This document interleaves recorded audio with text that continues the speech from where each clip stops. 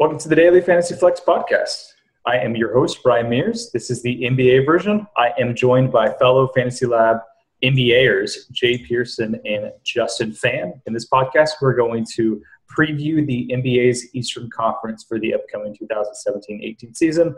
We're going to run through every team, talk about incoming, outgoing players, projected rotations, draft picks, Vegas win totals, all that fun stuff. Try to hit a couple minutes on each team. We're going to try to keep this about an hour and 15 minutes or so that leaves us about 5 minutes per team, so we'll run through these. And excited just that basketball is almost here. It starts early this year. It usually starts around the end of October, but it starts in the middle of it this year since they spread out the season. So very excited to get back into the NBA season. Let's get right into it. Again, I'm joined by Jay and Justin. I'll let them talk in just 1 second. Well, let's first let's just dive right into this and talk about the Atlanta Hawks to start with.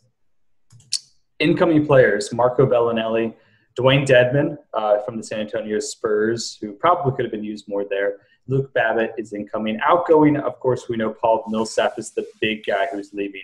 Tim Hardaway going to the Knicks in that outrageous contract. Dwight Howard to the Hornets. And Thabo Sefolosha is leaving as well. Their draft picks, the important ones that we're concerned about: John Collins at number 19, Tyler Dorsey at number 41, and they are currently projected for 25.5 wins. Justin, I'll kick to you first on this one. What are your thoughts on the Hawks, incoming, outgoing guys, just like general rotation for this year? I mean, this offense will go through Dennis Schroeder, and single-handedly, pretty much, he's going to run the show. And we saw last year this offense really struggled with either Millsap or Hardaway Jr. off the floor. Their offensive rating went to 98 with either off the floor, and that would have been dead last in the NBA by a significant margin. So I'm curious to see how Dennis Schroeder looks. You know, he'll have to really improve upon two areas: off the dribble shooting and then drawing fouls and getting to the line. He really struggled in both those areas last season. He was great in catch and shoot opportunities and off zero dribbles, but really struggled when you had to pull up Jay or take at least a dribble. So we'll see how he improves. And he's got this misdemeanor battery charge too. Might face some discipline from the league as well. Another guy I'm really excited about, Taurean Prince, averaged 1.6 steals, 1 block per 36 minutes last season.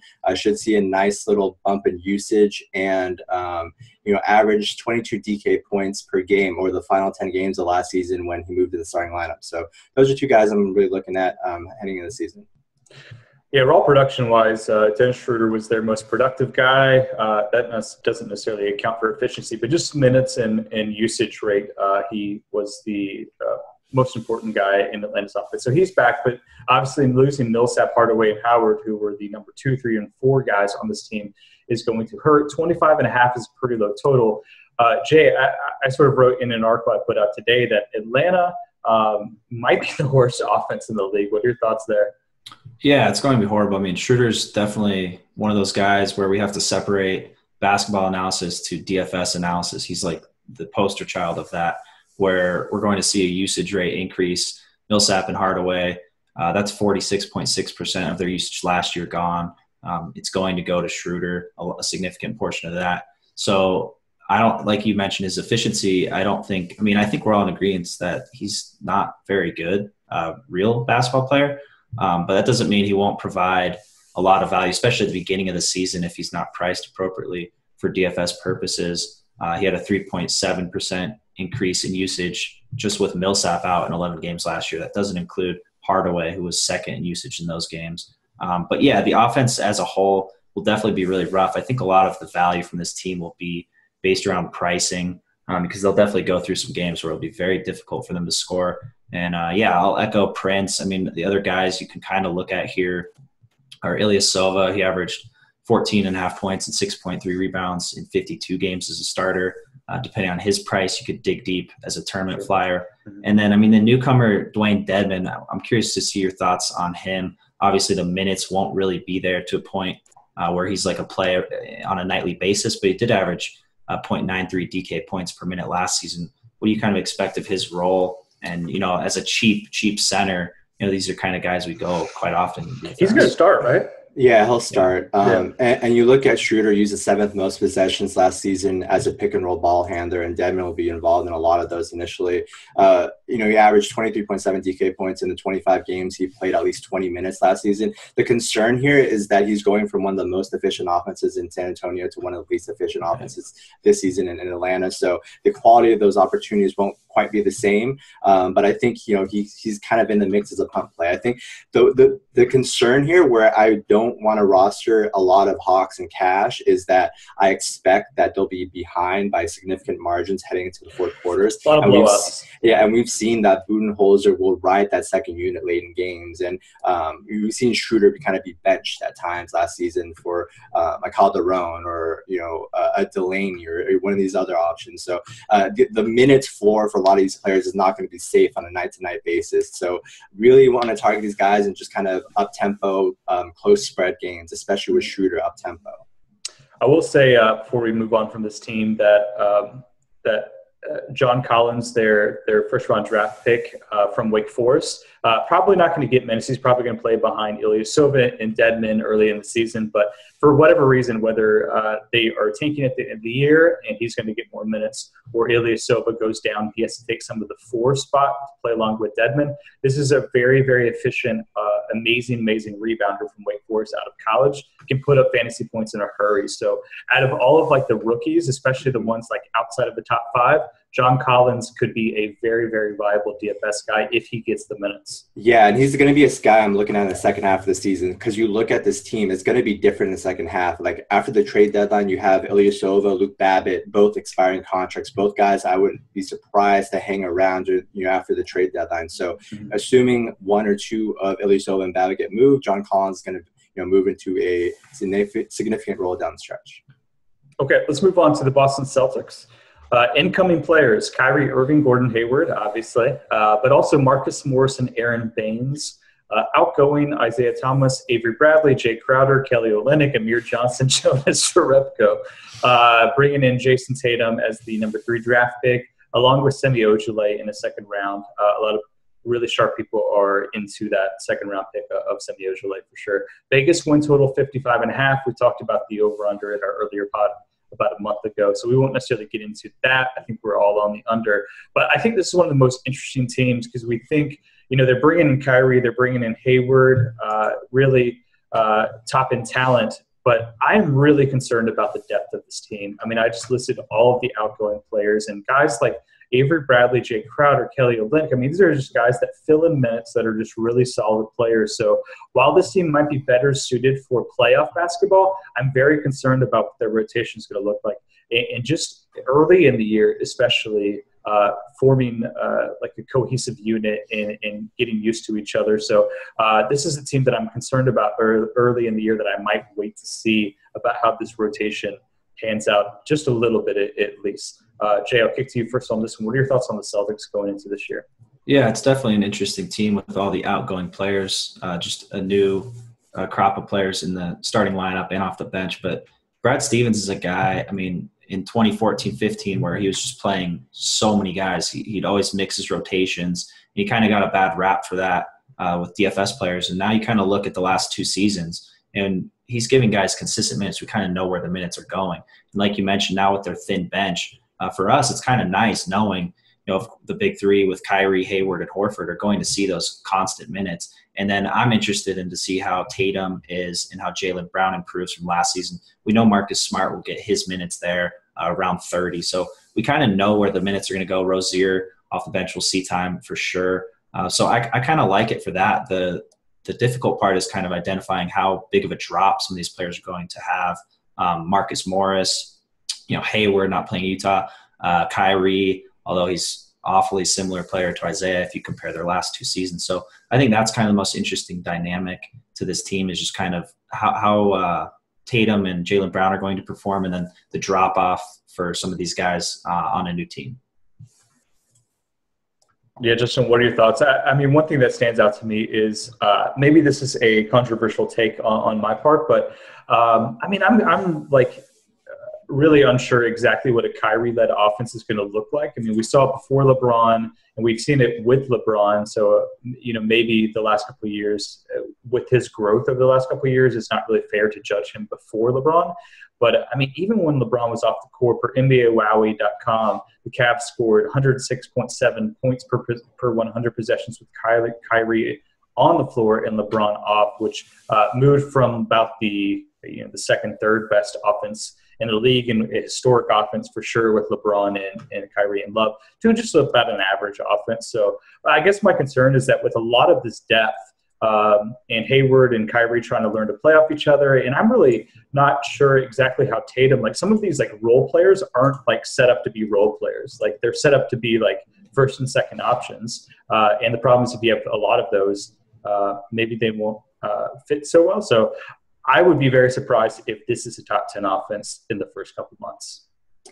Yeah, I share concerns short term. I buy this team long term. I think I like how they're set up, and I like Gordon Hayward, Al Horford as facilitators. I'm a big believer in Kyrie Irving. I think having Stevens there, pushing him and making him a little bit more uncomfortable, putting him in these kind of play sets and actions that he hasn't quite been accustomed to in Cleveland. He ran 24% of his possessions last season were isolations. And for comparison, the highest isolation percentage on Boston last year was 9% at Isaiah Thomas. So they don't isolate a lot. I think he'll take some time to get used to it. My biggest concern with this team initially is just, obviously we talked about the churn, only returning 4 players, replacing 4 starters. And the schedule this year is not favorable.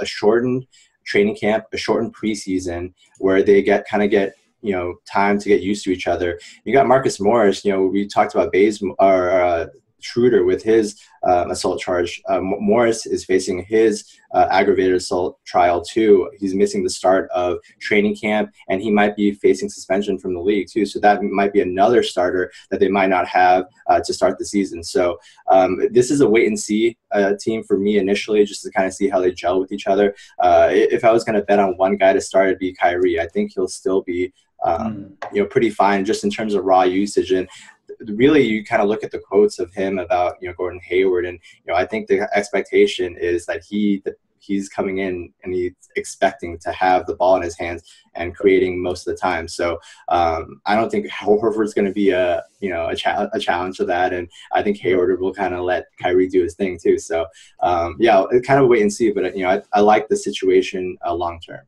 Yeah, the key component also is Brad Stevens. Forgetting. Sure. If anyone's going to, how you have concerns about how the rotation is going to work, I mean, Stevens is the guy to solve it and optimally play all these guys. So I think with Stevens there, I see your concerns, but I think they're not as heavy with Stevens as the coach. Yep. That's very fair. Yeah, if any coach was going to deal with this situation, it would be Stevens. All right, let's keep on moving. Brooklyn Nets.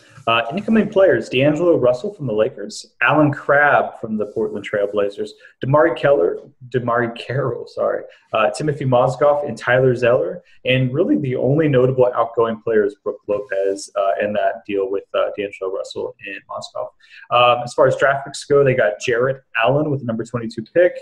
And as far as Vegas win total, they're at 27.5. I think really the big question here, and Justin, I'll kick to you first on this one. Brooklyn Nets were very notable in that no player on their team averaged 30 points or 30 minutes or more. They were the very opposite of the Timberwolves, where their entire starting 5 averaged 30 minutes and most of the time close to 40 minutes. Even Brook Lopez, who was their best player, their stud, who they wanted to run the offense through, only saw about 28, 29 minutes a game. So the question is, with D'Angelo Russell, Alan Crabb, and some of these younger guys that they're going to build around, are they actually going to build around them and play them 30-plus minutes, or is it going to be the same Brooklyn Nets that we're accustomed to?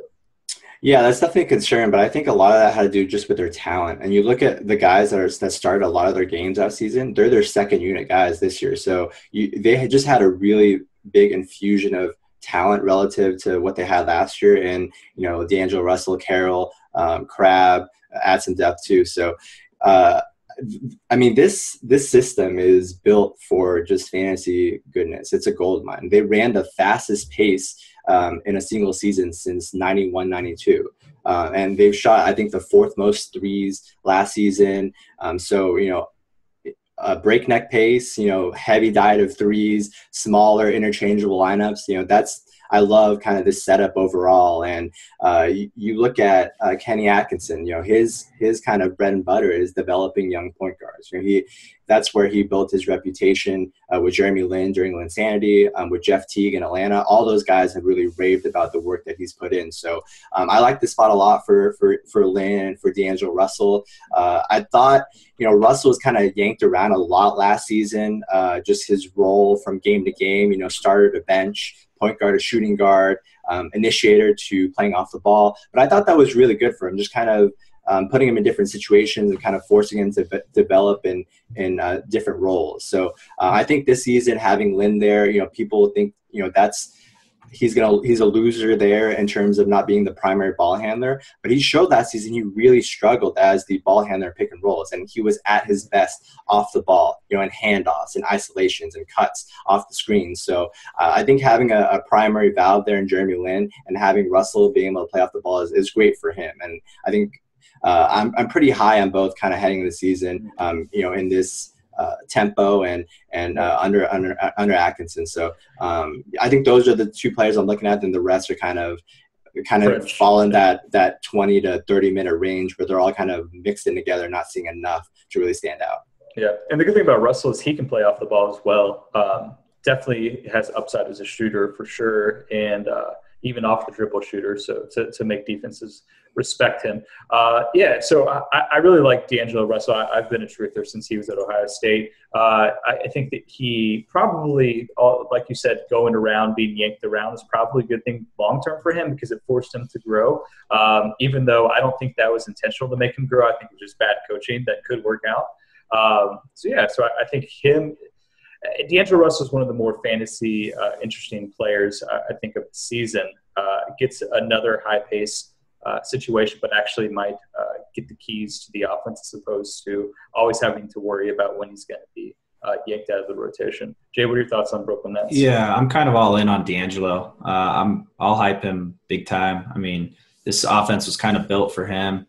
Fast breaks, like Justin mentioned with Kenny Atkinson. He's going to be a gunner in this. And I think one thing with D'Angelo, too, kind of coming off last year, is this could be a situation where he might be slightly underpriced on both sides at the beginning of the season. So he's a guy, one of my top targets heading into the season, especially in the early going. Yeah. We can't stress enough, Brook Lopez led this team in usage. You kind of look at where it's going to go. And D'Angelo's kind of one of those guys who can fill a hole there pretty heavily. And then one other guy I'm interested in, aside from D'Angelo for sure, is Trevor Booker. Depending kind of, he's a guy last year who he was like really undervalued, quietly had a lot of double doubles. He reached a career high in rebound percentage in his first season with the Nets, which you can anticipate because of the league high possessions that they had under Atkinson. So I expect to kind of see that again with Booker. You take Brook Lopez out of the equation. Booker averaged 26.5 DK points in 5 games without Lopez. So depending on his price, I know, they've got DeMarre Carroll and other guys there as well, but Booker's a guy who stands out to me, I think, can also offer value in this offense. To round out this Nets team, another guy I'm looking at is Rondae Hollis-Jefferson, and he's entering the season as the starting power forward, presumably. And Atkins has already talked about playing him at the 5, given his 7'3" wingspan. And we saw when he kind of took over at power forward at the start of February, his rebound rate went from 11.7 to 15.5%. And when he took over as the starting power forward, he exceeded salary-based expectation on FanDuel by an average of 5.3 points with 74% consistency. So he's a guy that he's rebounds, steals blocks. And he might need to score a little bit more this season with Brook Lopez out of the picture. So his kind of positional versatility and rebounding upside definitely intrigued me. Yeah, my one concern with him is that he looked not really that great during the summer league. But, maybe role just dictates that he is going to be fantasy relevant just regardless of how good he actually is in real life, which I have a little bit of concern about. But, okay, let's move on to Charlotte Hornets. Incoming players, Dwight Howard and Michael Carter-Williams. That's it, really. Outgoing, Marco Bellinelli, Ramon Sessions, so not really losing anything. As far as draft picks, they took Malik Monk with the number 11 pick after he fell to them, and then Dwayne Bacon in the second round with the number 40 pick. Vegas won total 43.5. I don't have a whole lot to say about this team. I think Dwight Howard is sort of like the ultimate Steve Clifford guy, where you're probably gonna look up and see that like Dwight Howard is actually like a really good defensive player again under Clifford, and him and Cody Zeller are going to be like real plus minus interesting players. But as far as like fantasy goodness for the team and usage rates, I don't see it being a whole lot different than last year. Jay, do you disagree, and why? No, I kind of agree with that. I mean, the two people I'm looking at mostly with this team is Kemba and Batum. Kemba had a great year last year, especially for DFS purposes. One thing with Dwight is his rebound percentage last year was nearly double the highest guy on Charlotte's last year. So a guy like Marvin Williams, who we actually played quite a bit last year with front court lack of depth, and Kaminsky starting in and out of the starting lineup. So I think Dwight's arrival will kind of factor into Marvin's rebound total. That will definitely lower, I think, kind of pushing him more out of play. You have minutes for Cody Zeller, which kind of limits Dwight's upside in terms of minutes. We have Malik Monk, who I'm interested to see off the bench, because a guy who's kind of getting some rave reviews is Jeremy Lamb, who your guy Steve Clifford's just been raving about all offseason. And you look at Lamb, he ranked second on the team last season with a 0.99 DK points per minute, only behind Kemba. So I think it'll be interesting to see him this year. But it's kind of tough to see a realistic upside with Malik Monk there. So for me, again, it kind of goes back to just Kemba and Batum, and as always, play Batum at home if you're going to play him. Yeah, really not much, I think, to say here. Even Cody Zeller was a little interesting at times with the depth, but with Dwight Howard, they're obviously trying to limit his minutes. So I don't think there's a whole lot more here. Justin, any last words on the Hornets? No, not too much. I'm just curious to see if Dwight is accepting of his role as a pick and roll guy and defense guy, or if he's just going to be complaining all the time about not getting post touches anymore, which he was good last year. He was really good. But teams can't run offenses that way anymore. And with Kemba especially, he runs like 55% of his possessions last season, whereas the pick and roll ball handler, like no one really runs pick and roll as much as he does. So if Dwight's actually willing to be a pick and roll man and kind of accept that role, Dwight's been really good as a role man in those I can already tell you whether he's going to do that. Yeah, there's no chance. Yeah, so first rodeo. I think that's what I'm looking at, because he's been like 83rd percentile last year, 71st percentile the year before Dwight has in those situations. So, I'm just optimistically hoping that he's like legitimately like one of the top 5 role mans in the history of the NBA, but he just like doesn't want to do it. It's ridiculous. All right, let's move on. Chicago Bulls incoming players: Zach LaVine and Chris Dunn. They're in that Jimmy Butler trade. Justin Holiday, another guy coming in, who probably not fantasy relevant, but could be a part of the rotation enough we have to talk about him. Outgoing, obviously Jimmy. Dwayne Wade bought out, so he's going to the Cavs, and then Rajon Rondo as well.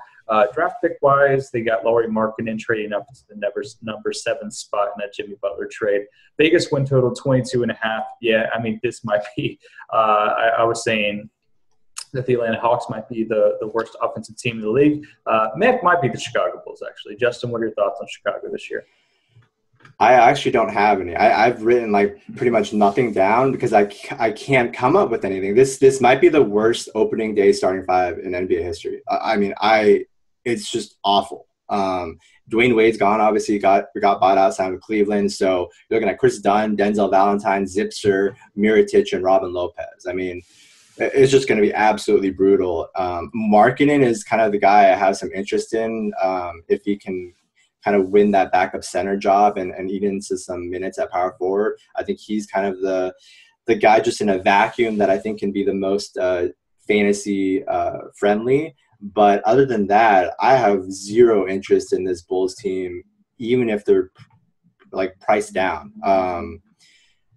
Am I wrong? Am I missing something here, or like no, is it just going to be just it's bad factory of sadness? It's just so bad. They're very bad. I think LaVine wise, like fantasy DFS wise, could be interesting. But he's not going to be back until like December, January. And then his minutes. I mean, why play him heavy minutes? The season's a joke. So that's the guy for us. But I mean, a couple guys like Mirotic, I think people are hopeful.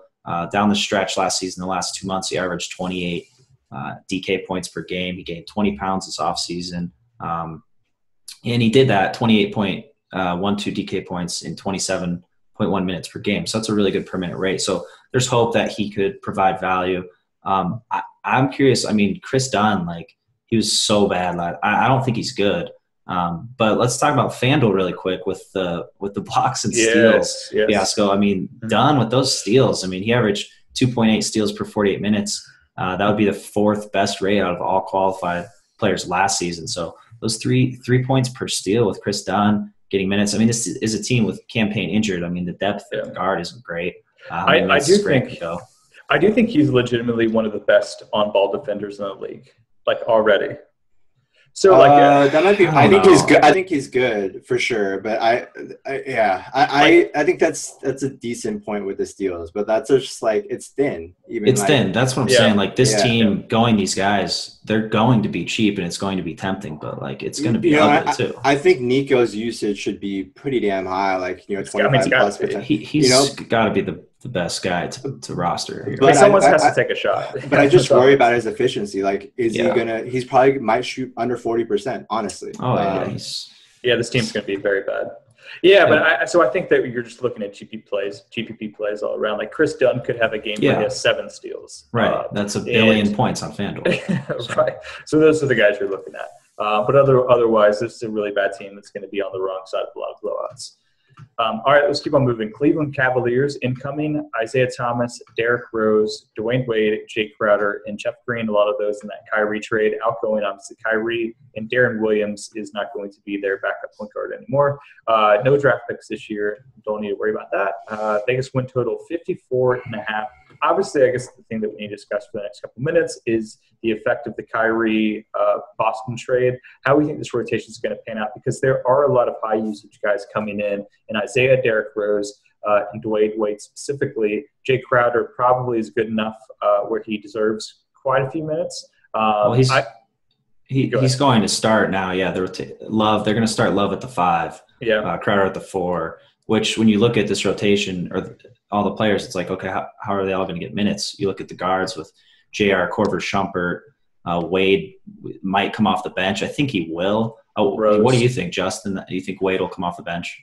Yeah, I mean, the starting lineup at this point is Rose, JR, Crowder, LeBron, and Kevin Love. And I think that I would like be that surprised a lot. If Wade started, honestly. I don't think he will. I don't think so, Yeah. because the first practice, like, he was coming off the bench. So it's going to take some time for Wade and Tristan Thompson to get adjusted to the second unit role. But I honestly, I think Wade off the bench makes a lot of sense, because he's been so used to dominating usage. His usage last season was higher than Jimmy Butler's. So he can be in these spots where he comes off the bench and dominates usage when LeBron's off the court. And I think that'll be good for everyone. And everybody's talking about Isaiah Thomas, Kyrie, and Dwayne Wade or whatever. I think, people are still overlooking the most important talking point heading into the season is Kevin Love. He's the way that he can be maximized and kind of tap into any sort of his Minnesota form is just essential for this team. I think starting him at center, I like that a lot for his value. And, they'll be able to kind of space the floor a little bit more, hopefully get him some elbow touches and really maximize his talent. So he's the guy I'm looking at heading into the season. I think he's arguably the Cavs' most important player, not their best player, obviously, but I think they'll need him to come up big, especially at the start while Isaiah's out. Yeah. My only concern is that point guard spot before Isaiah comes back. He's obviously going to be out for the first little bit here. But yeah, I mean, I could see them really struggle to be really efficient offensively, because Derrick Rose has to have the ball in his hands. He's not a good shooter. So I could see LeBron getting frustrated with him and then them just saying, all right, Dwayne Wade's going to play point guard for this team. And then Derrick Rose is going to play off the bench because he plays better. So I'm not saying that either one of those is a better option. I'm just saying that I'm really concerned about that one position and how it's going to affect the rest of the team. I actually kind of like Rose in this spot quite a bit. You look with K-Love at center. I mean, he's with Wade off the bench. We're assuming that's JR. I mean, look at the shooters that Rose has around him with that lineup. I mean, it's crazy. But is he going to have the ball, or is LeBron? Well, Rose was actually pretty good last year in that season, and he takes a lot of his shots within 8 feet. He took 428 field goals in the restricted area last year, and he was really efficient there. So when you spread the floor with this lineup, Rose is a guy who I think will be cheap on most nights. He's a guy I think as a tournament pivot, some of these other guys, I mean, Love, obviously, and then LeBron. I think Rose will definitely have some good games in here with Isaiah out. As far as the offense efficiency, I mean, yeah, you'll see Wade handle the ball when he's in off the second unit. You'll see LeBron like he usually does. I mean, they'll still do that with or without Rose. Yeah, I guess my concern is how much is Rose going to actually be the point guard, and how much LeBron is going to be the point guard. That's my question. Yeah, I agree that like if Bron's going to be fine, like standing out and spotting up along with Kevin Love and JR, like then yeah, Rose as the point guard. I mean, that lineup, that starting five is going to be with Love that's going to be nasty shooting. Oh yeah, like, how do you guard that? That's crazy. But it's nasty if shooting if Derrick Rose is the point guard. It's not as nasty as shooting if LeBron's the point guard. That's my concern here. I got it. Because Derrick Rose just isn't a shooter, and like that's his value. Like his value is cut down. All right. Anyway, let's keep on moving on here. The Detroit Pistons, next team, incoming Avery Bradley, Langston Galloway, and Anthony Tolliver are the three main guys coming in. Outgoing Marcus Morris to Boston, Kentavious Caldwell-Pope, and then Aaron Baines. Draft pick wise, they got Luke Kennard at the number 12 spot. Vegas win total, they are at 33.5 points. As far as the Avery Bradley and KCP switch, I'm not sure if there's going to be a really big drop-off. I think they're actually pretty similar players. The difference is that KCP is younger. But as far as like the 2017-18 season, which is solely what we're talking about here, I don't think they're really that much different. I think they're even shooters. I think they're both really good on-ball defenders, and I think they're about the same usage rate players. So I think proxy-wise, they're pretty close. So I don't think this team is actually going to be that much different than it was, honestly, than last year. Justin, what are your thoughts on Detroit? You know, he's going from playing alongside the worst rebounding team in Boston to playing alongside Andre Drummond. So the rebounding is kind of the only area I expect Avery Bradley to drop off. But what's really promising for him is that KCP has led the Pistons in minutes per game in each of the last 2 seasons. So I think you kind of slide Avery Bradley right into those minutes. And he's the guy we're heading in that I'm most intrigued with. And you know, especially with their thin wing depth, they kind of loaded up at shooting guard. You know, they signed Langston Galloway, they drafted Luke Kennard, and they're kind of banking on Stanley Johnson to really step into this backup small forward role too. So I'm interested to see, you know, how Andre Drummond looks after this nasal surgery that kind of opens up his breathing a little bit. He's been very inconsistent just overall. And, you know, kind of looking to see how he progresses this season. And then this point guard situation is just kind of a one to avoid totally with Ish Smith and Reggie Jackson. Jackson just still kind of recovering from that knee tendonitis from last year, and, you know, might be under minute restrictions to start the season. So not a lot of optimism overall. You guys have any interest in Tobias Harris, or is he kind of the similar player for you? There's talk that he could see his price. Yeah. There's talk he could see a little bit more minutes at the 4 too. So we'll see. Yeah, I mean, go back to last year with Tobias too. He averaged more points and rebounds off the bench than he did as a starter. And obviously, his usage was up there, even though he played fewer minutes. But yeah, I think this is a team you kind of pick your spots. I think Reggie for sure can be a tournament play, but like you can't trust them with minutes ever. So it's not really a cash option with that point guard situation. Outside that, I mean, you guys are forgetting clearly the best player of this team is Boban. Yo, man, he's gone. Like how many times is he? You know the biggest buzzkill is that Stan Van's been talking about like moving John Lore or something as a backup, like mixing matches with the matchup. So like I don't think Boban's actually gonna not play like every single night. It's like a disaster.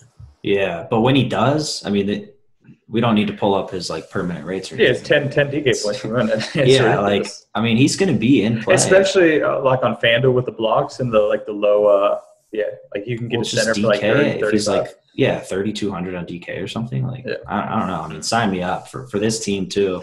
And then you have Drummond. I mean, like we said, it's pretty similar to last year with how you go about rostering Drummond in good spots. But Boban, now that Baines is gone, is kind of my most exciting play. Yeah, I mean, Boban might be the first player in NBA history to have 25, 25, 25 with points, rebounds, and blocks. I mean, he's a monster.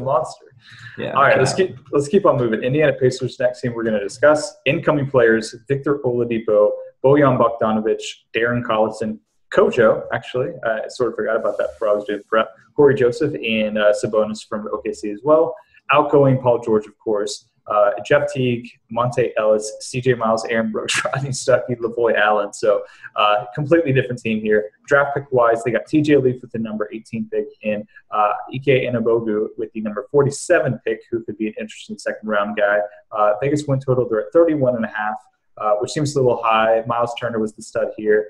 So I'm curious, really, your guys' thoughts on how this offense is going to be. Probably revolve around Miles Turner and Victor Oladipo, who I think for the last 2 years, I've been really down on Oladipo, and you guys have been a little bit higher. So I'm hoping maybe you could talk me back into Oladipo because he's going to have reins of this offense, right, Justin? Yeah, I mean, you look at no George, no Teague, no Monte. It's going to have to go through him, and definitely could see a return to his numbers when he was in Orlando, and the steals are there, 1.5 steals I can see per game. And the usage should be close to 24-25% a year. So 24 to 25% this season. So yeah, I'm buying Oladipo, just a dearth of talent there. And they're going to have to lean on him pretty heavily. Yeah.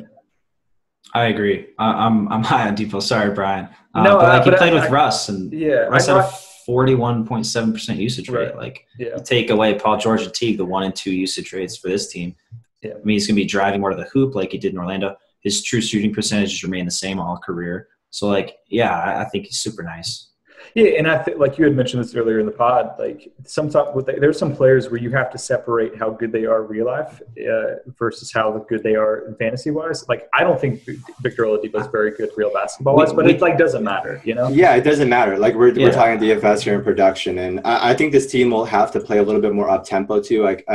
There's been some talk about that as well. So, if they can get above average, they're 18th in pace last season, so some extra possessions in there. So, yeah, I'm pretty high on Oladipo just because of the situation, and then obviously Miles Turner is a guy we love. Just overall, the concern with him was just he dropped off a lot in the second half of last year, just wear and tear. His usage rate was up, but his rebound rate was down. His true shooting was down. His and that was with a higher pace and more usage. So it's a little bit concerning for Miles Turner, but I expect him to kind of start strong, and he's a guy I'll be looking at quite a bit to start the season. Yeah, he's still only 21 too. It's kind of expected for him to drop off a little, but he also said this offseason he will be taking more 3-pointers, and he averaged 1.4 last year. So you're getting a bump there as well. I mean, he'll be one of my favorite plays on a nightly basis. That's it. For sure. Cool.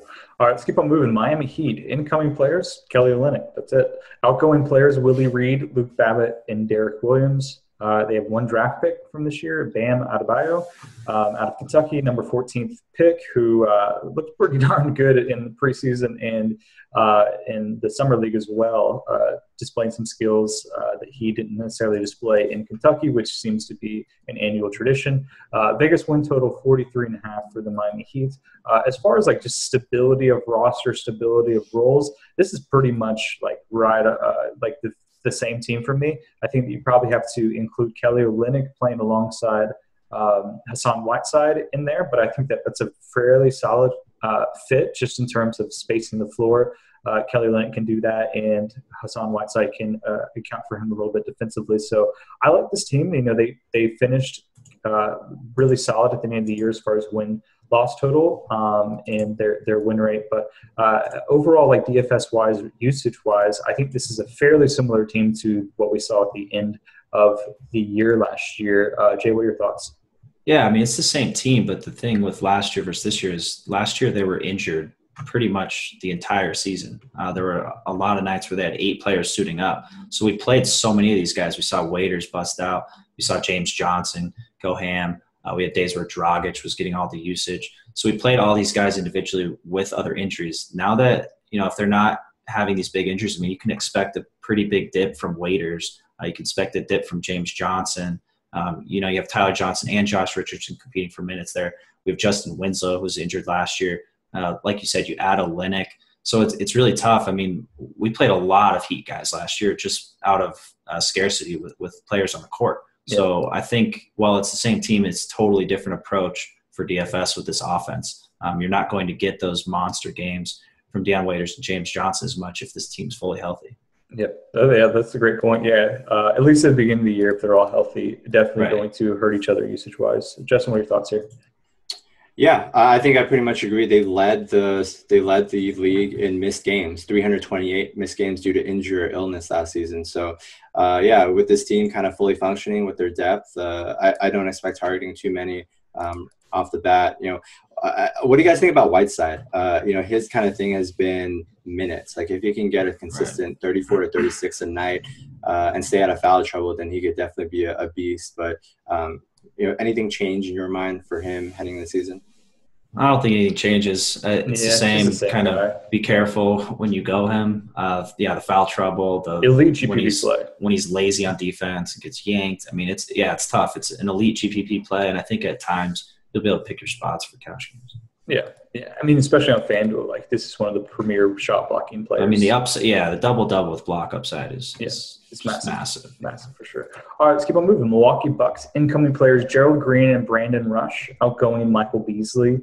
Draft pick wise, they picked up DJ Wilson with the number 17 pick in the first round. Vegas win total 47.5. Obviously, the news is Jabari Parker still dealing with his injury. So really at the end of last year, what we saw with Giannis Antetokounmpo and Thon Maker and Chris Middleton, like that sort of rotation is pretty much what we're going to see at the end of this year or at the beginning of this year. Again, in one of those teams that I don't think rotation usage-wise is going to be a whole lot different from what we saw at the end. Jay, I'll kick to you on this one again. Yeah, I mean, it's Giannis. This is, he's 22. He just keeps getting better. Like, this is kind of like when you evaluate, okay, what's his ceiling here? I'm interested to see what DraftKings does with his position eligibility this year, coming off last year. But, I mean, obviously he'll certainly be one of the primary elite players on any slate that he's on. Middleton's kind of the guy who stands out to me. You look back to March last year, kind of after he got acclimated from his injury. The Bucks went 14-4 in March. Middleton averaged 33 minutes per game, and he averaged 29.64 DraftKings points in that stretch. Then he proceeded to bomb badly in the playoffs. But you look at that month, and that's kind of where I see Middleton with Jabari out until like February. So Middleton will be a guy in certain scenarios that I'll like going. And then, I mean, you kind of get into Brogdon, I think will be kind of price dependent.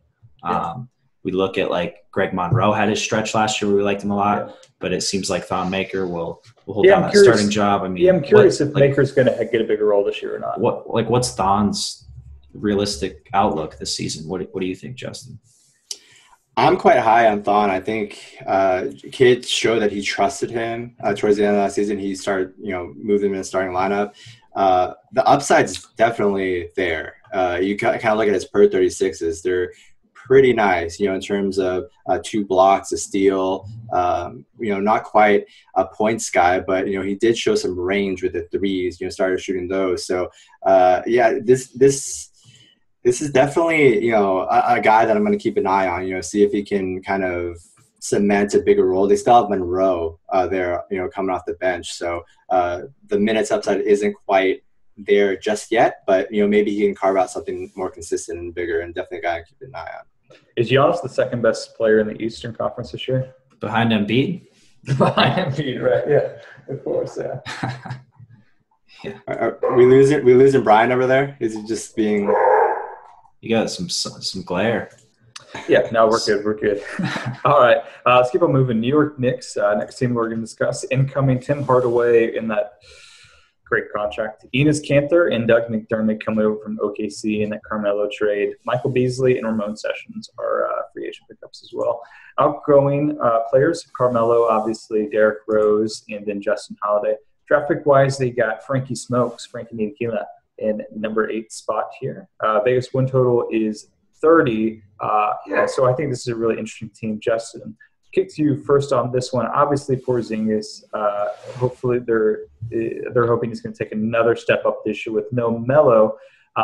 He is probably going to be the focal point of this offense. But interesting-wise, and this is something that we talked about last year, efficiency-wise, it wasn't like he was like all of a sudden really good without Carmelo. Carmelo's floor spacing and gravity, at least from his reputation and or shooting, helped Porzingis. So I'm curious what your thoughts on this offense, whether you think they can get efficient and like who we want to target. Yeah, I mean, he shot Porzingis, 37% on post-ups, 31% on isolations last season. So he definitely did struggle in those situations, and he definitely needs to get better. I'm still buying. I think there's definitely long-term talent. I think he's still growing and still getting better and still can add a lot more to his game, especially with the range and finishing around the basket. I think those are areas that he'll really focus on and improve upon the season. There's definitely a lot of opportunity here. Tim Hardaway Jr., a guy I'm keeping an eye on, and Enes Kanter too, coming off the bench here behind Willie Hernan-Gomez, could be really nice. He 1.046 points per possession last season, 81st percentile. So he's shown offensively he can definitely, score in bunches and be really effective, especially coming off the bench. So definitely some interesting players here. What do you guys think? Yeah, I mean, I'm high on Porzingis for DFS for sure. He's no Jokic. You get into efficiency with his offensive game. He's nowhere close to Jokic. We'll get into that next week, hopefully. But I mean, you're looking at a team without Melo and Rose. Rose had a 25.6% usage rate. So the two guys for sure that stand out are definitely, like Justin mentioned, Hardaway and Porzingis. You look at Hardaway down the stretch last season, played really well, averaged 28.57 DraftKings points in the second half of the season. He had a 22% usage rate behind Schroeder and Millsap last season, who have high usage rates. So now you look at this team; those two really stand out. I was really high on Hernan-Gomez. You look at him down the stretch last season with 27 DraftKings points post-All-Star break. But now with Kanter there, that's just a log jam. With when Joe comes back, you got Kyle Quinn. I mean, it's just a log jam with big men. It's kind of tough to go those guys. And, I mean, after that, it's like, you're not going to really go Sessions. Frank Neely, Frank there. So it's tough. It's kind of just two guys for me, and then the occasional maybe swap one of the big men. I think they both still present upside. And then I mean, what will you guys do if like one of Hernan-Gomez or Kanter's out? I mean, that opens up quite a bit. Yeah, sure. Yeah, no, I think that's where it's interesting. I mean, the main question for me is like Porzingis, Kanter. Really, any of these guys are going to be interesting, especially if one of them's out. My question is like, how good? Like, if Frankie smokes, is he going to be the starting point guard? And he's too raw. He's just too raw. Yeah, and like, so my question with Porzingis and Kanter, McDermott, like all of these guys, like, can anyone actually like get them the ball? Like, can anyone make an entry pass to the post? Sessions is a vet. I don't think he's like I don't think this is like anywhere near like a Chicago situation. I mean, they still have guys where they can run they can run Hardaway, Porzingis pick and rolls, which could be decently effective. I like kind of the inside outside thing with Porzingis and Kanter. Porzingis goes from outside, Kanter kind of stays in the paint, and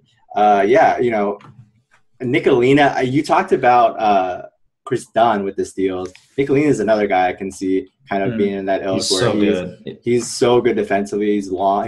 They already kind of talked about him playing, down in position too. So just given his size. So we'll see if he starts over Ramon Sessions to enter the season, but probably maybe a second half guy to keep an eye on. Yeah, no, for sure. All right, if you really want to feel old, look up what year he was born. You'll feel really old. I don't even want to. I'm not going to do it. Orlando Magic's going to be the next team we're hitting on. Incoming Mo Spates, Mo Buckets. Jonathan Simmons is another guy, obviously from the Spurs. Shelvin Mack and Aaron Aflalo. Outgoing wise, we have Jeff Green, Jody Meeks, and CJ Watson. Draft picks, they have Jonathan Isaac in the number 6 pick, and then Wesley Wondu, number 33 pick. Isaac definitely the guy that they're targeting to fit in alongside Aaron Gordon with this dynamic two-way wing duo that they're hoping to start here in Orlando. Vegas win total 33.5. Justin, what are your thoughts here? I don't see this team being a whole lot different. We saw them, they're very dependent on their main guys, whether it's like Vucevic down low. We know like their guard rotation. So I don't see this being a whole lot different, especially with Isaac wasn't exactly a high usage player at Florida State. What are your thoughts on the Magic this year? The thoughts on the Magic, I am in on one player, and that's Aaron Gordon. He's going to be the guy I'm going to target the most out of this group by far.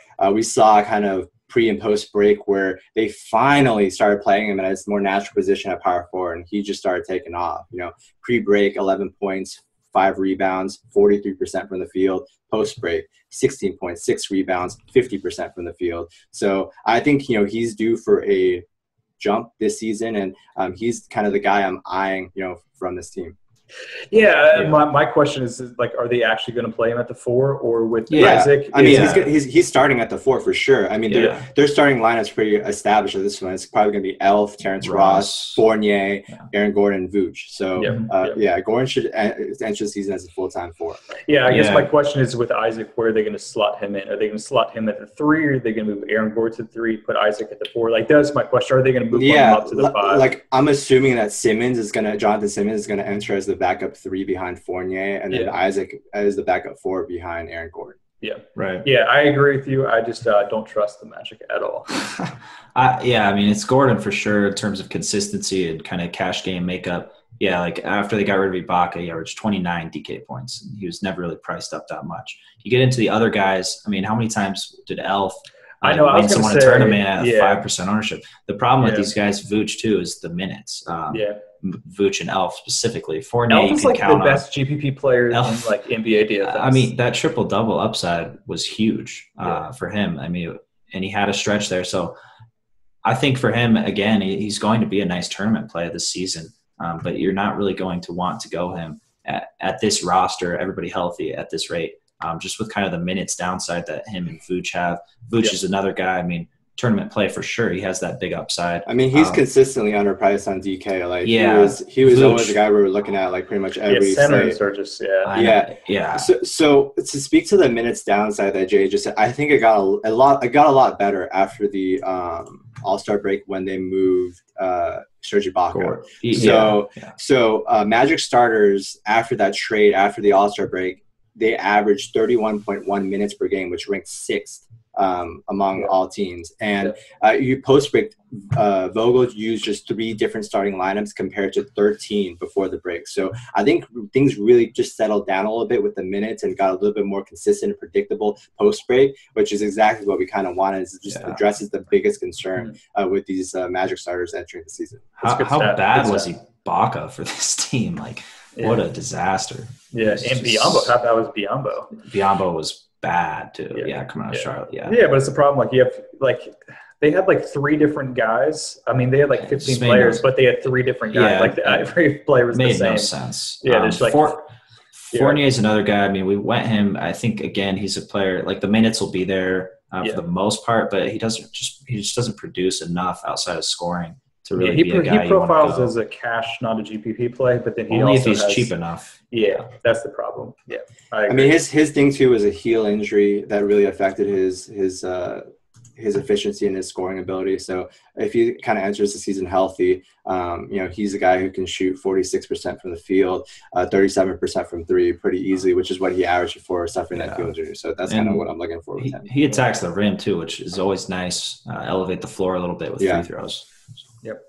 Okay, let's keep on moving here. We have 3 more teams. Next one we're going to hit on is the Philadelphia 76ers. Incoming players J.J. Redick from the Clippers, Amir Johnson and Chris Humphries. Outgoing Gerald Henderson and Sergio Rodriguez. So not a whole lot of movement outside of bringing in J.J. Redick. Draft picks wise, Markelle Fultz obviously with the number 1 pick. And really, I will include Ben Simmons here as well. He wasn't their draft pick, but we have not seen him because of that injury. So, definitely going to be interesting to see how they fit both guys' profile as point guards, even though Ben Simmons has that wingspan. He's probably going to defend 4s or 5s.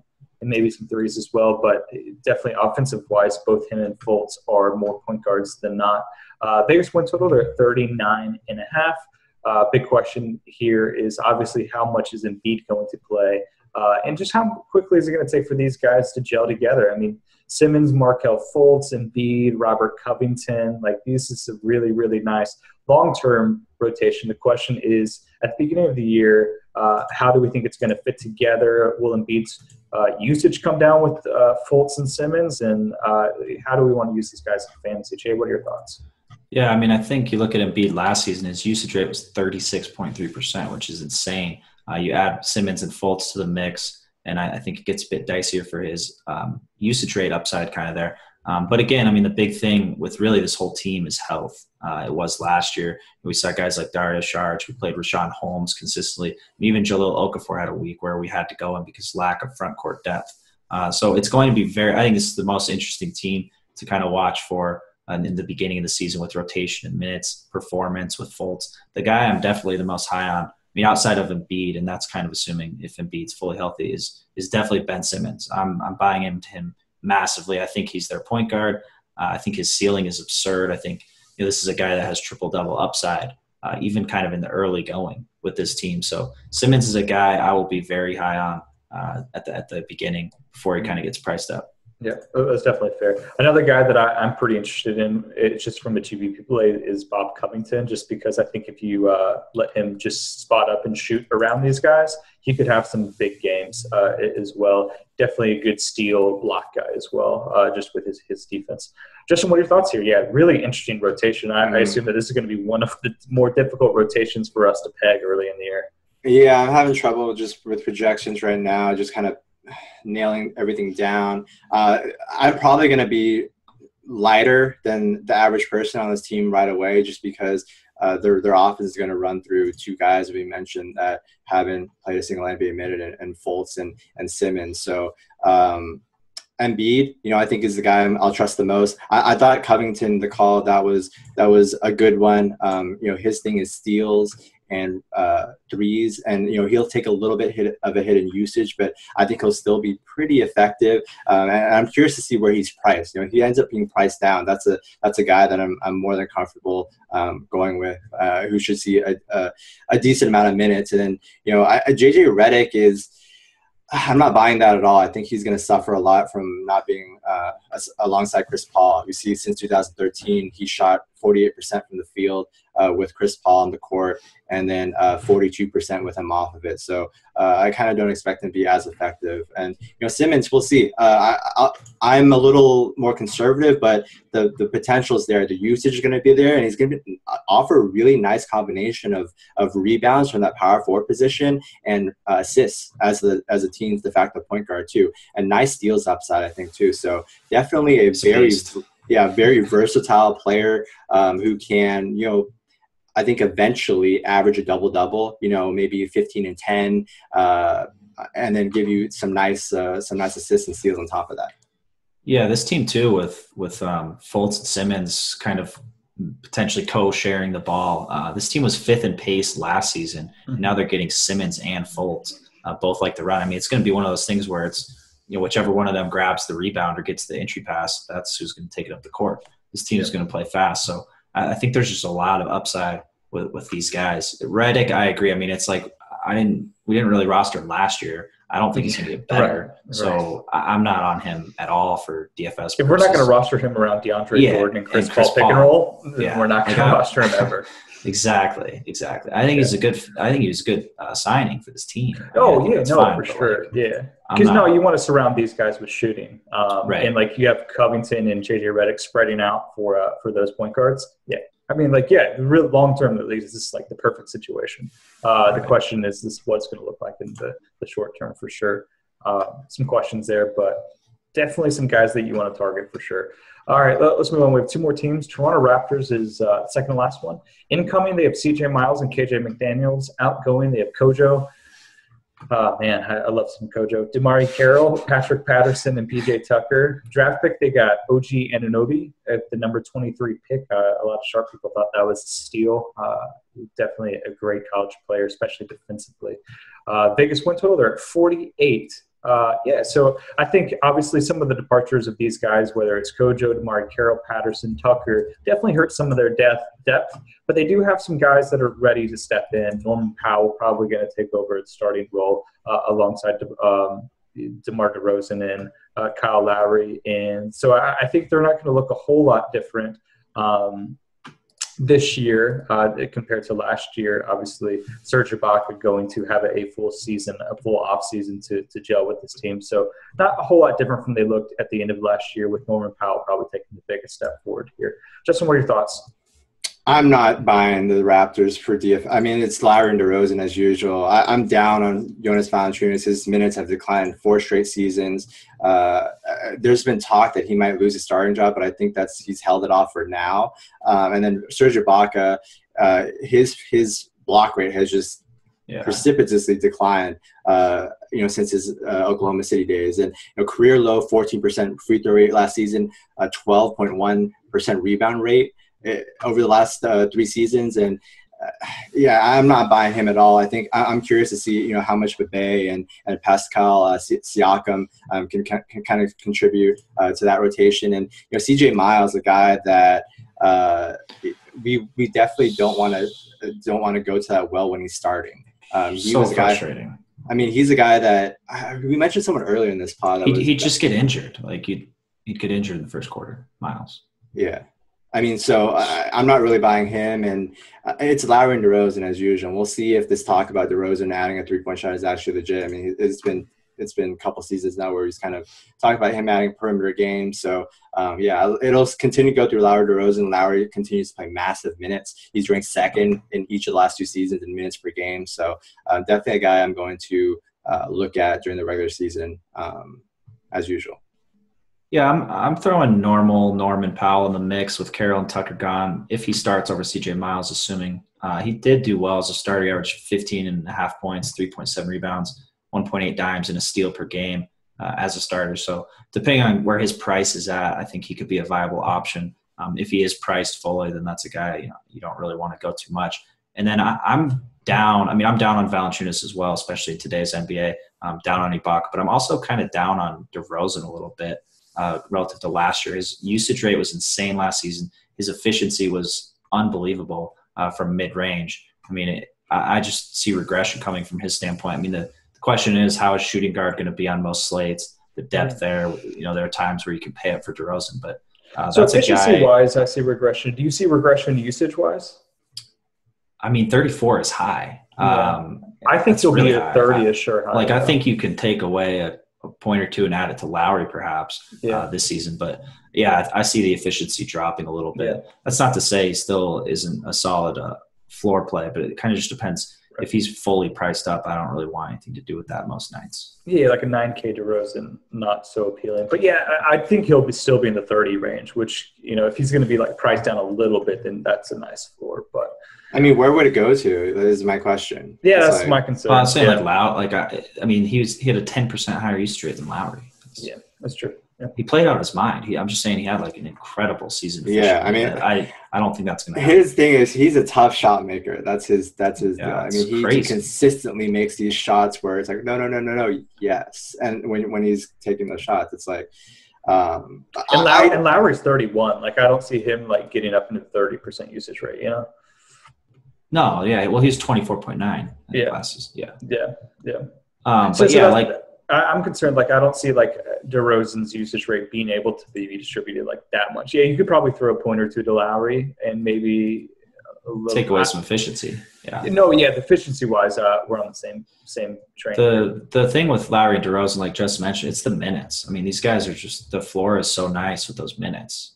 You don't get that too often. I mean, we'll talk about that with like Wall and Beal too. But they'll still have to play a lot of minutes given they lost some depth too this offseason. Right. And, Kojo, Damari, Pat, and PJ Tucker. I mean, they have some young guys that can step in, but they'll need to ride those two, maybe even more this season. The depth isn't great this year. Yeah, I mean, it's like Dame and CJ out west.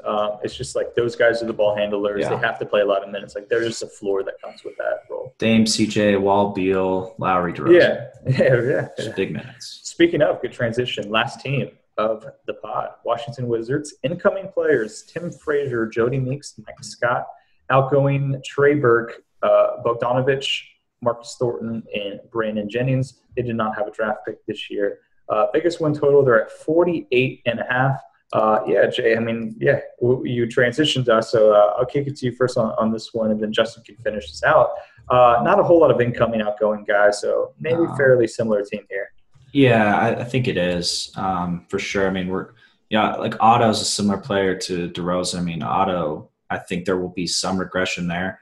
Out of all players who averaged at least 30 minutes, he was third in effective field goal percentage behind DeAndre Jordan and Rudy Gobert. So I like Otto. I think he's always worthy of a tournament play, especially on this offense. But really, Wall's the top guy. I don't see that changing.